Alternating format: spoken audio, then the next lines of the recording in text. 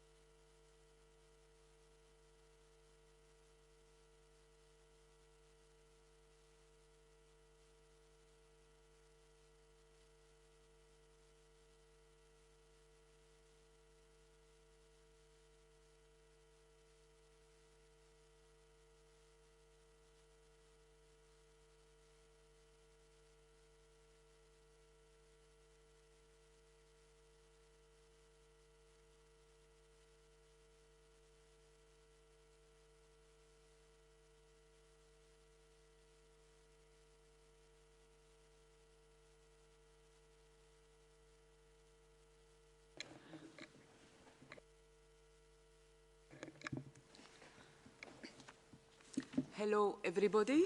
I am Fadila Shaib, speaking to you from WHO headquarters in Geneva and welcoming you to our global COVID-19 press conference today, Monday, 16 November.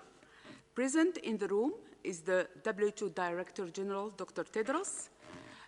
In the room, also Dr. Mike Ryan, Executive Director, Health Emergencies, Dr. Maria von Kerkhove, Technical Lead for COVID-19, Dr. Mariangela Simao, Assistant Director General, Access to Medicine and Health Products, Dr. Ed Kelly, Director, Integrated Health Services, and Mr. Steve Solomon, Principal Legal Officer at WHO.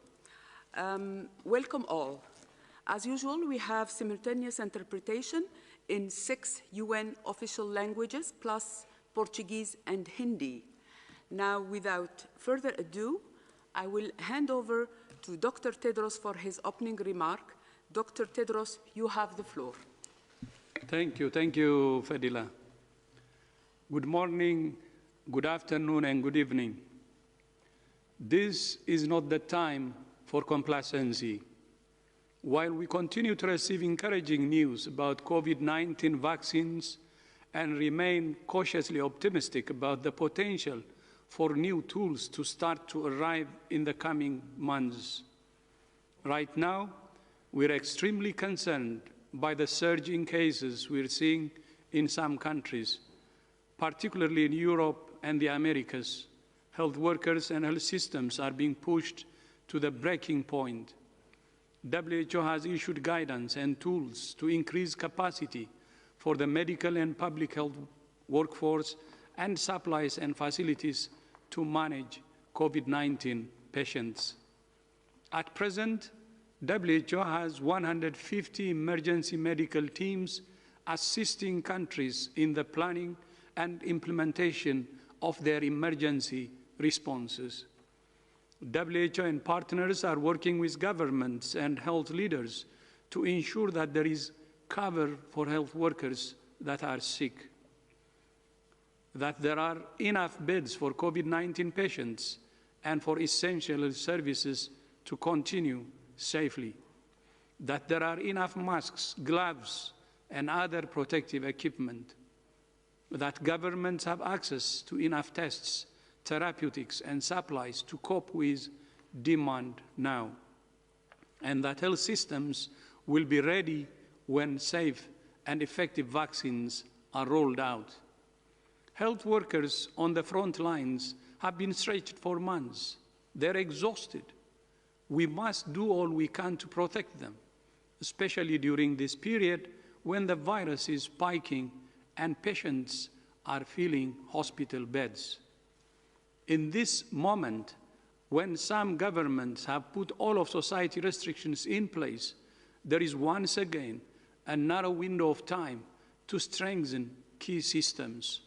We have seen that those countries which invested in case finding, care and isolation, cluster investigations, adequate testing with rapid results, contact tracing, and supported quarantine are facing much less disruption. Cluster investigations and contact tracing are part of the bedrock of a successful public health response. These actions help prevent individual cases from becoming clusters and clusters turning into community transmission. During recent Ebola outbreaks, the Democratic Republic of the Congo and WHO have invested in people and trained up a sizable number of contact tracers who work closely with local leaders and communities. And in just 2 days, in part down to active case finding and contact tracing, they will be able, I hope, to call an end to the most recent Ebola outbreak.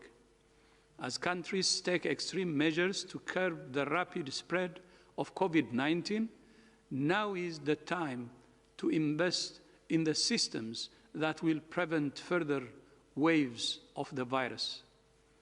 Invest in a well-trained and protected public health workforce so that you have enough contact tracers in place and ensure that those who are sick can isolate away from others, and contacts are identified, notified, and managed properly. And where cases are starting to come down, keep investing so that you're prepared. This is a dangerous virus which can attack every system in the body. Those countries that are letting the virus run unchecked are playing with fire.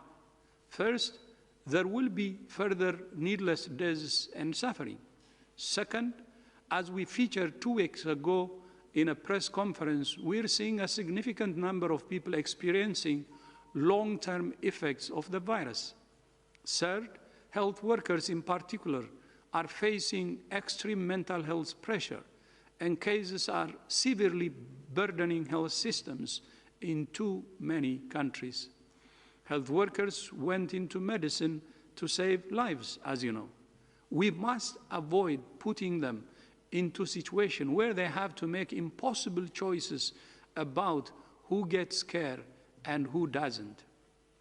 We need to do everything we can to support health workers. Keep schools open, protect the vulnerable, and safeguarding the economy. From calling up students, volunteers, and even National Guards to support the health response in times of crisis, to putting strict measures in place that allow pressure to be removed from the health system. There is no excuse for inaction. My message is very clear.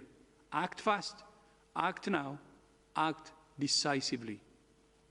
A laissez-faire attitude to the virus, not using the full range of tools available, leads to death, suffering, and hurts livelihoods and economies.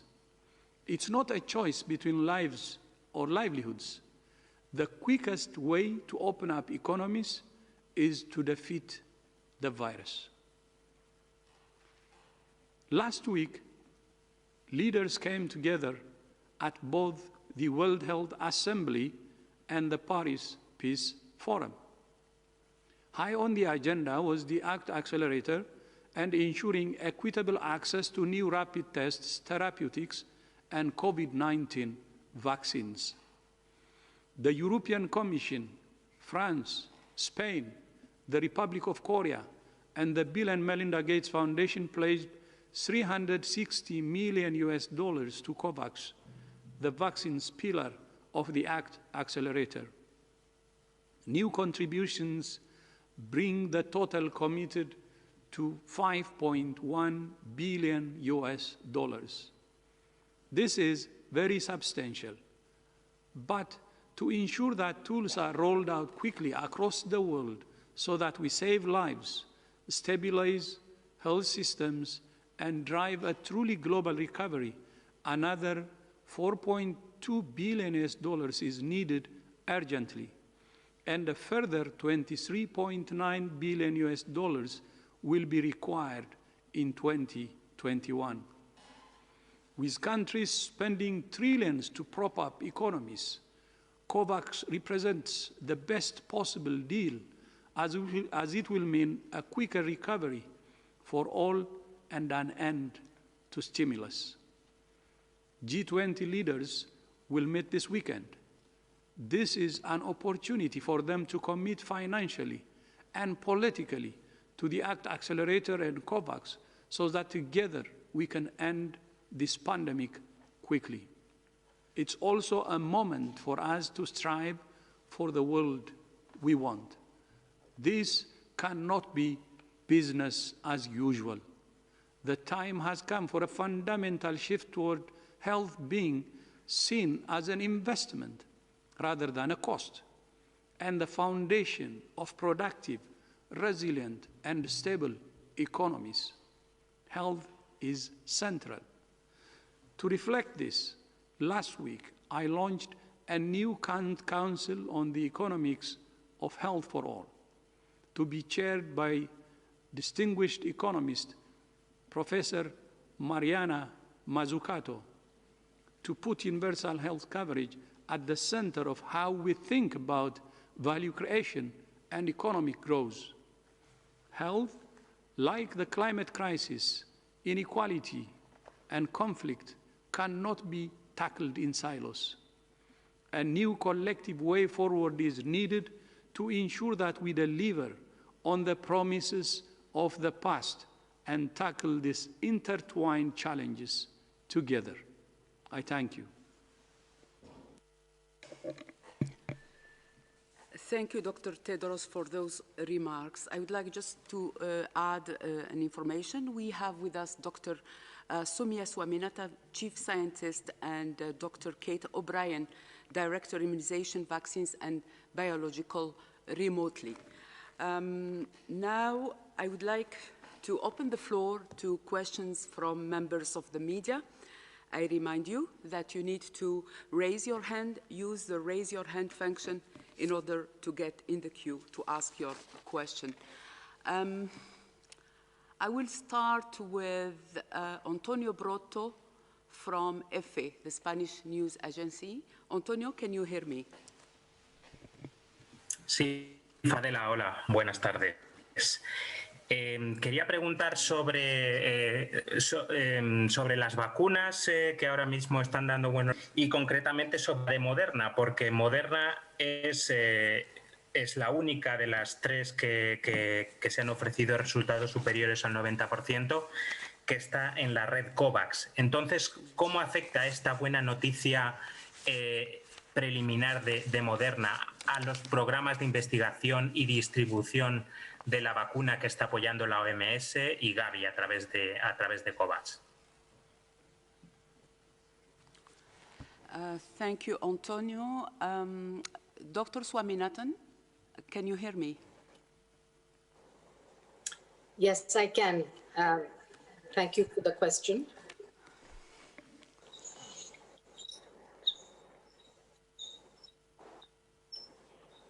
Yeah. We can see you. There was an echo. I can start and maybe it can come in. The question, I think, was about the news of the Moderna vaccine. Yes, exactly. That is quite encouraging. We've just heard about the interim results from the press release from Moderna. It's a fairly detailed press release. And we know that in the interim analyses, it appears that the vaccine has a protective efficacy of over 90%. It's about 94%. Of course, we need to wait and see what the final efficacy and the safety profile of this vaccine will be when the whole data is analyzed after they reach their primary endpoint and also have enough follow-up of at least 2 months of half the trial participants for the side effects. And that will then be submitted to the regulatory agencies. As far as the COVAX facility is concerned, we're working very closely with Gavi and CEPI. The facility has been established, and the facility is discussing with vaccine manufacturers from around the world. We're open to procurement of vaccine doses. There are criteria, of course, for the procurement, and there is an independent prioritization group that's been set up that will look at the dossiers, that will look at the data that manufacturers are submitting. And then there are the cost considerations as well. There's the affordability, and then there are practical considerations like the need for cold storage, the number of doses of vaccine that will be required, the ease of the number of doses that may be available early in 2021. So there will be, apart from efficacy and safety, other considerations that the facility will consider when making a decision on whether or not to go ahead with the contract. So at this point, there is, we cannot announce anything further about which companies there are negotiations going on, of course, with several at the moment. And one very encouraging thing is to see that at least with the 2 mRNA vaccine results that we've heard, Pfizer and Moderna, that we seem to be achieving high efficacy. But there are many, many questions still remaining about the duration of protection, the impact on severe disease, the impact on different subpopulations, especially the elderly, as well as the adverse events beyond a certain period of time. So we also hope that the clinical trials will continue to collect data, because that's really going to be important for us to know about in the long term. And we're looking forward to getting more results in the coming weeks from the other vaccine trials that are currently in progress. Over. Thank you, Dr. Swaminathan. Dr. O'Brien, do you have something to add? Thank you. The only thing I would add to that really good explanation from Dr. Swaminathan is that the delivery characteristics of vaccines are also important. We will be looking really carefully at the ease with which different vaccines can be delivered, and certainly about the number of doses that are required. This is a 2-dose vaccine, and certainly any vaccine that can achieve a 1-dose vaccine is certainly easier to deliver than a 2-dose vaccine. And of course, the cold chain characteristics are also important. So information from the Moderna vaccine about its requirements of both -20 and then refrigeration for a period of what they're indicating, maybe a month period, is welcome news as well. Thank you, Dr. O'Brien. I would like now to invite Bayram Altouk, Anadolu News Agency, to ask the next question. Bayram, can you hear me? Hi, Fadela. Thank you very much for giving me this opportunity, and good evening, everybody. And China seems to have recorded almost no new or very little cases for a while, I mean for months. Can we assume that Chinese authorities have successfully contained the virus to close in on end the pandemic? If this is the case, so what does the WHO attribute such success? And what are the lessons learned from the rest of the world? There have also been unconfirmed reports of Chinese toll being much higher. So what would you like to say about this question? Thank you. Thank you for the question. Many countries have actually dealt with sometimes serious epidemics within their own countries, and have found the comprehensive means by which to control the infection, test and trace contacts, quarantine contacts, treat their sick, and keep the virus, once they've had it low, keep the virus at a very low level. China is amongst those countries, but others like Korea, Singapore, Japan, New Zealand, now Australia and others. So this has been a fight that many countries have taken to the virus. I think what's common in their approaches, while the approaches have been very different and they're in very different cultural settings, what has been common in their approach is really a relentless focus on doing it all, a relentless focus on mobilizing community action, like in Thailand with community-based surveillance and response, a relentless focus on testing, tracing and quarantining. As you saw, Australia really fight back against a very difficult epidemic in Melbourne and Victoria. The people of Victoria sacrificed 101 days, I think, in virtual lockdown with ramping up of surveillance, and they've turned the corner there significantly.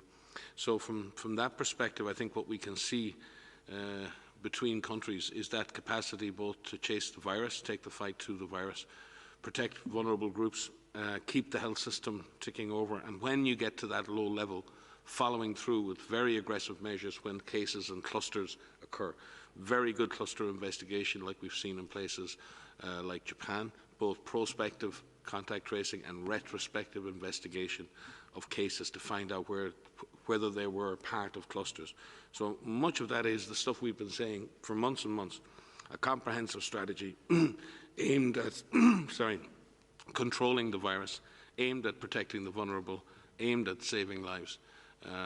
With regard to the other part of your question, with regard to current incidents in countries, I think many countries have very, very low numbers of cases. There's always the risk of importation of cases or undetected cases in any country.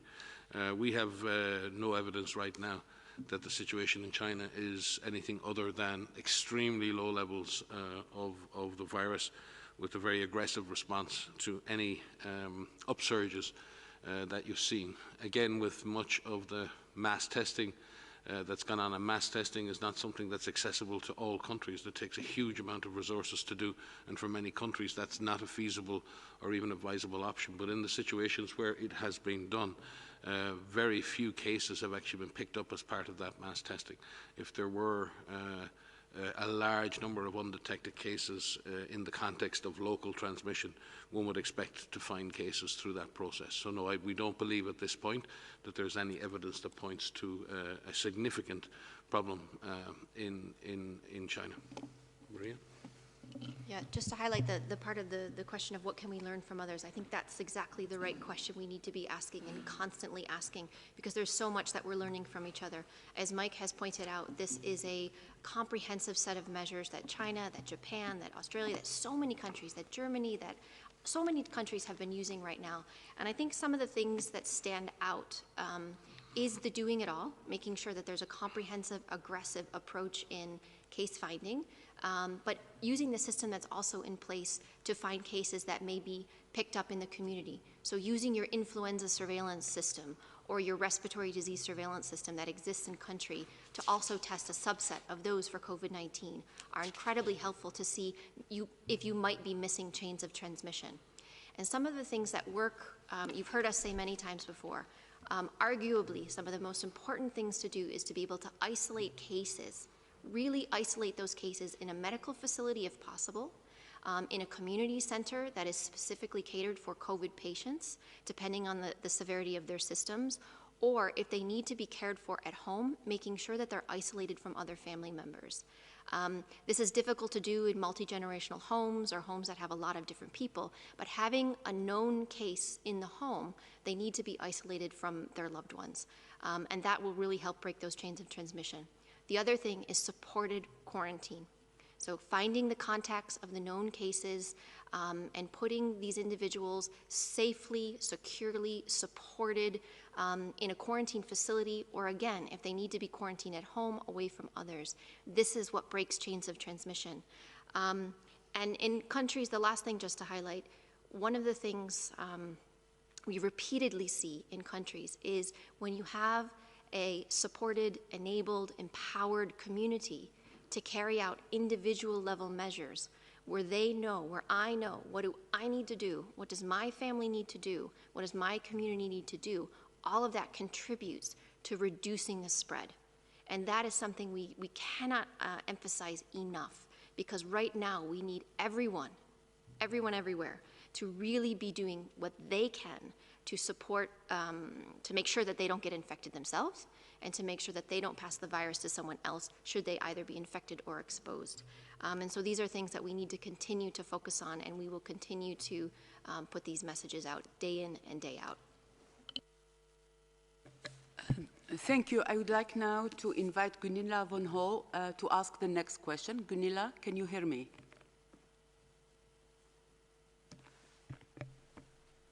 Yes, I can hear you. Can you hear me? Yeah, very well. Go ahead, please. Thanks, Mariela, and thank you for taking my question. It concerns Sweden. Sweden has had a very different strategy from the rest of the world until now, until today, actually, when the government has introduced very, very tough restrictions. And it's basically the end of what's called the Swedish strategy. I'd like to hear what you think about this. Is this radical shift, is it a sign of a misunderstanding or misjudgment, or what has been needed really to stop the virus?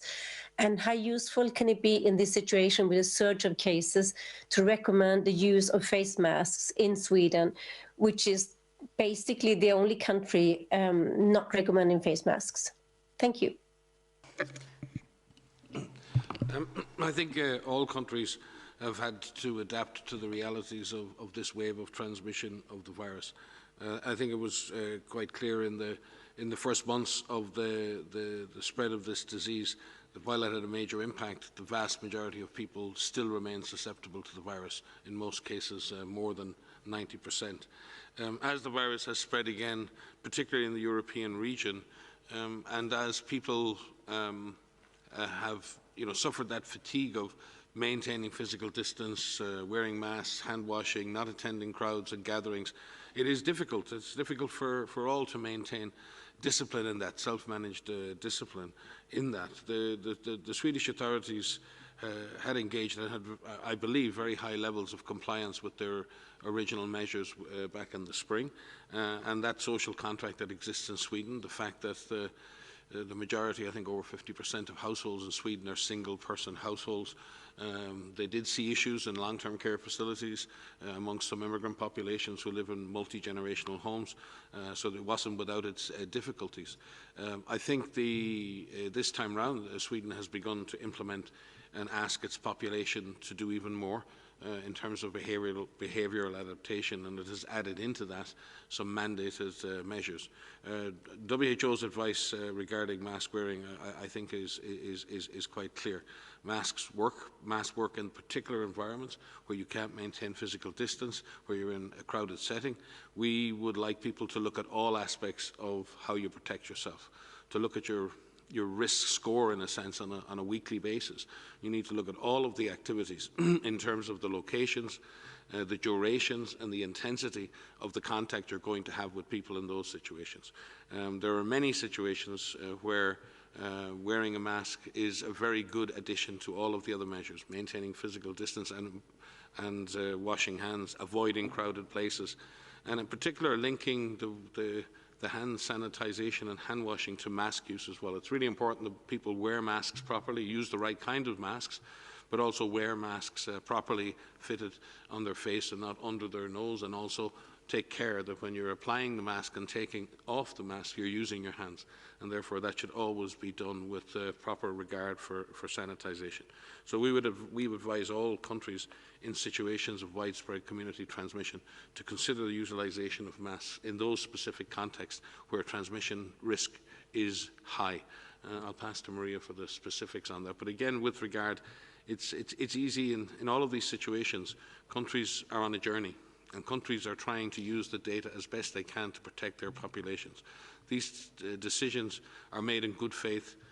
They are evidence-based, and they represent the considered view of people who advise on policy.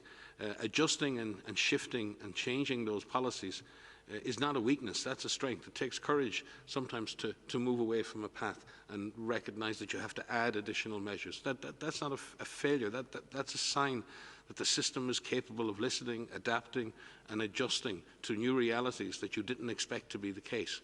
So this is not a time, I believe, for recrimination. This is a time for solidarity, of moving forward together, finding the right combination of measures that works, and then implementing it in a consistent and fair fashion with the least recrimination possible, maintaining unity, if at all possible, between all sectors of society and government.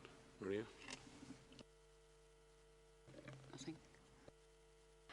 Okay, thank you, Dr. Ryan.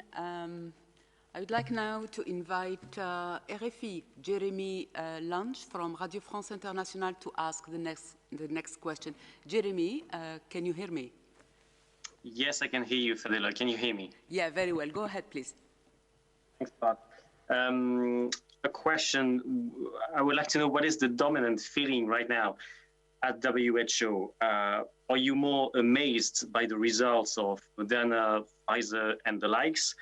Or are you more worried that those vaccines, if proven effective, will only be available in rich countries? Thanks. Merci, Jeremy. Dr. Simao? Let me start, and then Dr. Soumya can complement. Of course, we are very happy to hear positive results, but there are many vaccine candidates coming up with results before the end of this year and beginning of next year. And some will be easier to implement at country level, and some will be more challenging. But overall, we see the landscape as very, very promising. so far. And the fact that we have already 2 vaccine candidates that are showing interim results at 94.5 efficacy results, it's quite encouraging. Of course, as I mentioned, there are challenges in the implementation, but we are also aiming through the COVAX facility in ensuring that countries will have a chance opportunity to have access to the vaccines they prefer in due time, and that we don't have a long lagging period between these vaccines reaching developing countries and developed countries. Soumya, I don't know if you want to complement.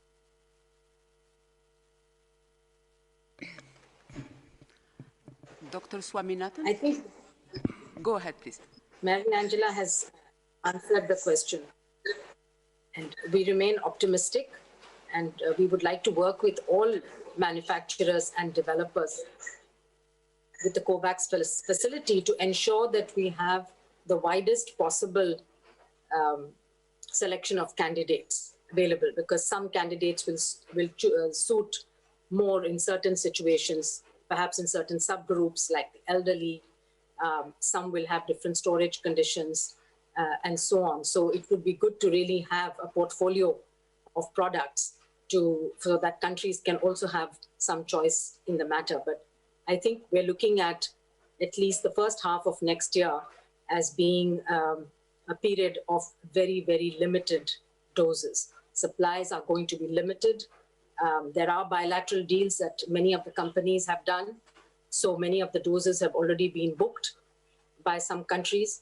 We are hoping that there will be enough in the facility so that the AMC countries, the 92 countries in the AMC group, will also get access to these doses at the same time. But right now, it's just a question of planning week by week and day by day. But our goal is to ensure that the highest risk people in all countries, Dr. Tedros mentioned the health workers who are under tremendous strain and who are also being disproportionately affected by this pandemic. We want to make sure that these frontline workers, regardless of which country they're in, are protected. And that's our goal, and we're trying to work with all countries to see that this happens. But this, again, as Dr. Tedros had said many times, this requires global solidarity to really ensure that we achieve the goal of equitable access. Over. Dr. Ryan, please. Yeah, I think it's good for us to reflect on the amazing journey that we've all been on in terms of global science, and to reflect on the fact that before this pandemic started, as part of the research and development blueprint, we had target product profiles for coronavirus vaccines, for disease X, for therapeutics, and the world and many scientists had come together to agree on what we would need to be doing really quickly in the face of a pandemic. That transformed in February, within a few days of the Dr. Tedros declaring the highest level of global alert, into a research and development roadmap, which was the result of hundreds of scientists coming together under the leadership of people like Soumya and Mariangela, Maria, and so many others in the R&D who support the R&D blueprint. That roadmap then was used as a blueprint to bring together technical partners. Dr. Tedros has been working at the political level on this issue since March, since April, talking to global leaders going way, way back, trying to build an alliance and a coalition between multilateral organizations and powerful member states to create the momentum that could drive this forward. But we are at that moment of great hope, but we need to hope with attitude. We need to hope with determination, with planning, with investment, with financing, with implementation, with readiness, the issues that Kate mentioned about getting countries ready to be able to deliver this vaccine to those who will benefit from it, and ensuring that's done with equity. So yes, it is a moment of great hope, and it is a moment that demonstrates what human civilization and what science can deliver when it works across ideologic and country boundaries, when it works towards a common good, a common goal, a global good. And when we see that happening, we should take hope from that. Science, solidarity and solutions, as Tedros has said almost every day at these press conferences, and he says it every day to us, That's what we have to focus on. And I think we should have hope. We should have realistic hope that we're not there yet. And a testament to everyone in COVAX and everyone in the R&D blueprint, everybody who supports the work that Mariangela is doing, leading on allocation, on equitable allocation. We're not there yet, but I certainly would strike a note of hope in this regard. Thank you all. I think Dr. Adkili would like to add something. Just really briefly on Mike's point that we're not there yet, but we're getting there. I mean, I think these points that we've raised earlier about the measures that need to be taken continue to take now and will be needed even after the vaccine is introduced. Last week we had 60,000 deaths. We had 4 million new cases. We'll have more of those weeks before the vaccine is out there. And I think I'm sure my partner Kate would mention what also Soumya and Mariangela mentioned. It's not vaccines that save people, it's vaccinations that will actually save people. So the delivery function and the work on the ACT accelerator is an important piece of that. We have spent recently work over the past 2 weeks plus to really integrate the work of the vaccines pillar of the ACT accelerator with the health systems strengthening work that's there, working with the ACT accelerator partners as well as with the World Bank, and really focusing on ramping up delivery in 100 countries over the next 100 days to really look at how we can accelerate readiness. And I think that piece is going to be key. Thank you. I would like also to ask Dr. Kate O'Brien, who has something to add. Dr. O'Brien? Yeah, I really want to emphasize the great excitement there is, not only at WHO, but I'm sure around the world with the results that are coming out now from 2 phase 3 clinical efficacy trials. The part I really want to emphasize is we have plenty of vaccines that are life-saving vaccines. Measles is an example of that, a highly efficacious vaccine, over 95% efficacy, and yet we still have measles outbreaks. And so the importance of having achieved, if obviously the data need to be reviewed by regulators and a full analysis of the data needs to be taken, and these trials need to be completed, as Soumya has emphasized. But this is, there was a really nice analogy recently about getting to vaccine efficacy is like building base camp at Everest. But the climb to the peak is really about delivering the vaccines. And this cannot be overemphasized, that the people who need to receive these vaccines are the ones who really are the focus now, as we start to see that we have vaccines that may in fact really have very strong efficacy. So the work is really beginning in every country around the world of exactly how are we going to manage in every country to immunize health workers. We don't have strong programs for immunization of adults in many, many countries around the world. So this is really going to have to lean on the programs for immunization that we have in every country around the world, but they have largely focused on infants, children, and adolescents. So there's an enormous amount of work to do and resources that will be needed to actually deliver the vaccines to everybody who needs these vaccines, should they in fact come forward as some of these press releases indicate they should. Thank you all. I would like to give the floor to Tomo from Kyoto. Tomo, can you hear me? Yes, can you hear me, Fadila? Very well. Go ahead, please. Thank you. Dr. Tedros, congratulations that you're back in the actual podium, not the virtual, on this press conference. So you have finally tested negative on the coronavirus. And another question, if I may, to Dr. Van Kerkhoff. We see the reports of Associated Press that there's a cluster of infections going on in WHO. Could you clarify about how many cases in WHO headquarters and how serious the situation is? Thank you. I will thank you, Tomo, for the question. It's nice to hear your voice again. So yes, we are, as you know, as all workplaces, we are following infections, and we're monitoring the health of all of our staff all over the world.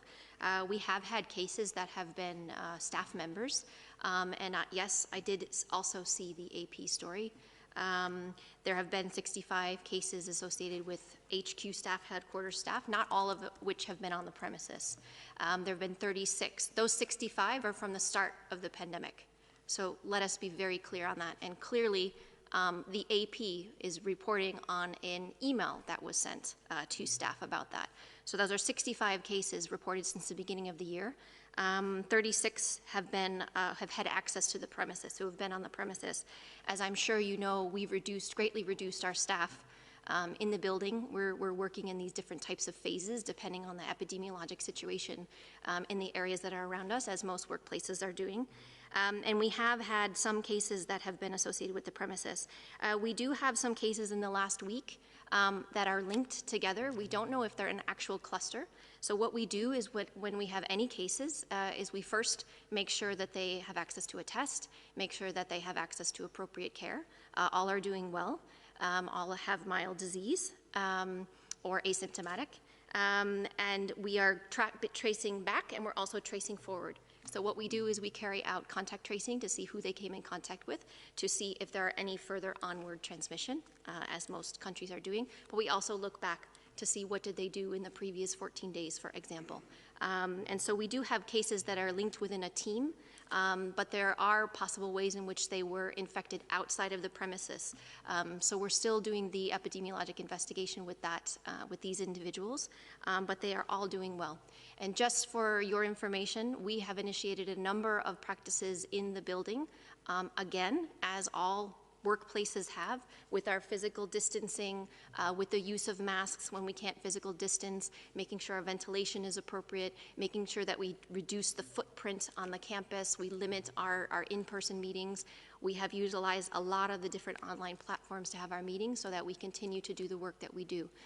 We have tape on the floor that help us, where it's appropriate to sit to make sure that we keep our spacing. So we are constantly looking at the measures that we have in place. We adjust them as necessary, and we will continue to do so. So thank you very much for the question and the concern for our staff. Yeah, I think it's also important to clarify that Maria, myself, Tedros, or anyone at this table, we don't control the contact tracing or other processes in-house. We don't get to say who stays or who goes. Dr. Tedros has stayed home, not because I told him or he told himself, but because our contact tracing teams made that decision. We have a special working group made up of key experts around the House. They meet, they decide, they investigate, they apply the principles of our standard operating procedures for managing cases in-house. There's no policy discussion of someone should come in or should not come in. That is purely made on the basis of our SOPs and of science. And that has worked very well and served us well over the last 9-10 months. We also are able to increase and decrease the number of staff on site. We're able to increase and decrease the levels of restriction, which are commensurate with the local epidemiology. And I can remind you that the cantons of Vaud and cantons of Geneva that surround us have some of the most intense transmission in the world right now. So our staff are out there living in communities. To my knowledge, the cluster being investigated is the first evidence of potential transmission on the site of WHO, but we can't completely protect ourselves from our own, as you, many out there, from your own social and other engagements with family and school and so many other things. We are human beings and we live within a society, and we're not entirely within a cocoon here. I'll be glad to confirm that, as Maria said, I was joking with Ed beforehand, that we've significantly replaced the red tape with yellow tape here at the WHO. Sorry, I need to come back in because I'm being asked to clarify. So when I said that there were 36 cases associated with the premises, that's since the beginning of the pandemic. There have been 5 cases testing positive in the last week. So we just want to clarify that point. But also to say, as Mike said, we're normal human beings. We do our grocery shopping. We have to take our kids to school. We are living in an area right now that has very high incidence surrounding us. And so we, as individuals, also need to take into account the measures to keep ourselves safe. What we recommend to you and what you hear us saying every single day is what we say to our own staff, to our loved ones. But just to clarify that it's been 65 cases associated with HQ since the beginning of the pandemic, 36 of which have had access to the premises, and only 5 in the last week. Thanks. Yeah, could I just further clarify, Maria, because you used the word associate there, to all those amateur epidemiologists out there, that does not mean that transmission occurred on these premises. Those individuals were people who were designated as working on site, and therefore they were left home to self-isolate, and their contacts traced outside. So just when we use the word associated, I'm sure we'll get a lot of feedback. This last cluster under investigation, to our knowledge, is the only evidence of potential transmission on this campus over the last 10 months.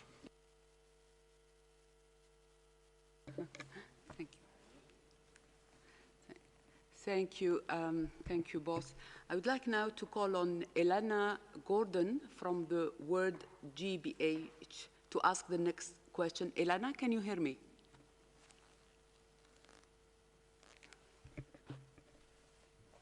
Can you unmute yourself, please, Elena? Yes, can you hear me? Yes, very well. Go ahead, please. So my question, and I hope that everybody is doing well, was related to this Associated Press outbreak, or not outbreak, but cases that have been reported recently within the WHO. And I wanted to follow up, I guess, on that and ask, it was reported that a member of the leadership team had also been tested positive, and I wonder if you had more details about that, and I hope that that person is doing well. So again, there's no outbreak at HQ here, headquarters in Geneva. What we are doing is we are actively monitoring the health and safety of all of our staff members. Every day we fill in a questionnaire that asks how we're doing, that takes our temperature, where we are working, and gives our contact information. If anyone fits a suspected case definition, they are followed up and they are tested, and we make sure that people get the appropriate care that they need. We have been doing this since day one. We have taken a number of steps to make sure that we reduce our opportunities for infection. We reduce the opportunities for any potential transmission in the building and elsewhere. So this is something that we take very seriously, as all workplaces do. And so those who test positive is confidential, as is confidential in other locations as well. But the people who had tested positive in the last week are doing well. They are being followed up. They are resting comfortably at home. We're checking in on them every day and making sure that they have what they need. And if they need any support, then we will drop off care packages if necessary. And we are also making sure that those who are contacts have been identified and are also being supported in quarantine. So that is something that we will continue to do until this pandemic ends. Thank you, Dr. Kelly. And just to add to that, I mean, since it's a question about leadership team, I think it's also important to add, last week we just completed the first fully digital World Health Assembly with all of our leadership participating, Dr. Tedros obviously at a distance. So as someone who's been here with the team since the beginning of the outbreak, I can tell you, as Mike says, the amount of yellow tape telling you which way to go up the corridor, which way to come down the corridor, where you can sit, where you can't sit, the amount of space in between, the amount of space shut down in terms of any eating establishments, the amount of cleaning that is happening in all of the offices is exponential and has gone up during the time that we've been here. We've also looked at an opportunity to really change the way WHO does its business, how it engages with countries, how it engages with senior leadership, and how our leadership engages with them. So I think those are also opportunities. Thank you. The next question is for Agnes Pedrero from Agence France Presse. Agnes, can you hear me? Yes, hello, I can hear you. Hi, everybody. Thank you for taking my question. It's just a follow-up of one question that was asked before from my colleague. It was on the, just to know if Dr. Tedros has been tested negative to come back to the headquarters. Thank you. Maybe I didn't listen the answer, but sorry. Thank you. Thank you. First of all, glad to be back. And second, working from home is very tough. Of course, I work on weekends and evenings, even before COVID, during COVID. But when you do it during the working days, working hours from home, it's very, very difficult, especially coordinating, running an assembly while under quarantine is very, very tough, as you can see. And the most busiest 2 weeks while I was under quarantine because of the assembly, but at the same time, the most difficult.